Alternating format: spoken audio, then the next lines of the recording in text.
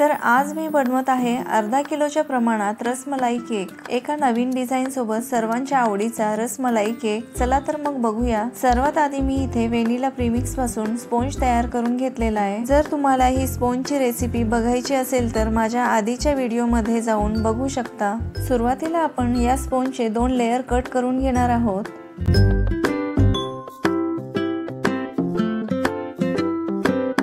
अर्धा किलो केकसाठी मी इथे पाव किलो रसमलाई घेतली आहे। आता एका केकच्या बेसवर आपण स्पॉन्जला ठेवून घेतलेलं आहे।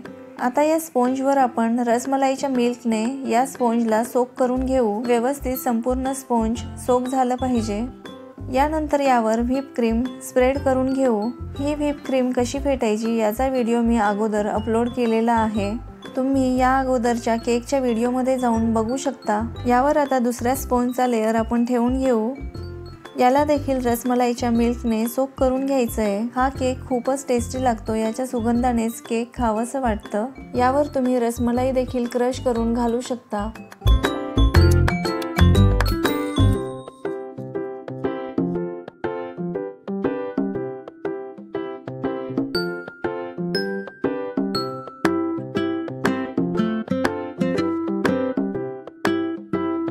आता ही वरची लास्टची लेयर पण आपण ठेवून घेऊ आणि त्याला देखील रसमलाई मिल्क लावून घेऊ।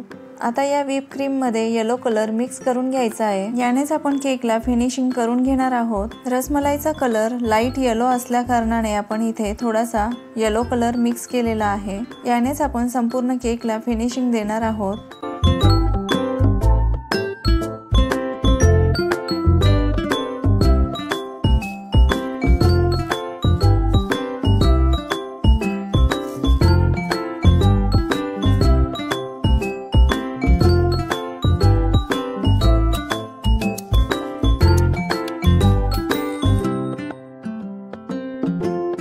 आता या डिझाइन वाल्या स्क्रॅपरने आपण साइडने डिझाइन करून घेऊ। रसमलाई केकला ही डिझाइन साइडने खूप छान दिसते। आता चाकूच्या मदतीने देखील आपण वरून ही डिझाइन तयार करून घेऊ शकतो। तुम्ही बघू शकता ही चाकूने केलेली डिझाइन देखील किती छान दिसत आहे।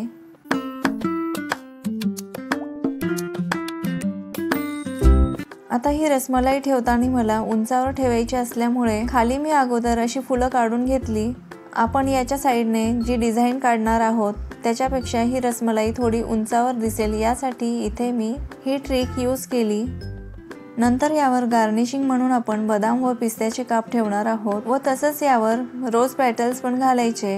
हा केक तुम्ही बघू शकता किती सुंदर दिसत आहे। व तुम्हाला हा केक आवडला असेल तर चॅनलला लाईक, शेअर आणि सबस्क्राइब करू शकता। भेटूया अशाच एका नवीन व्हिडिओ सोबत। तोपर्यंत धन्यवाद।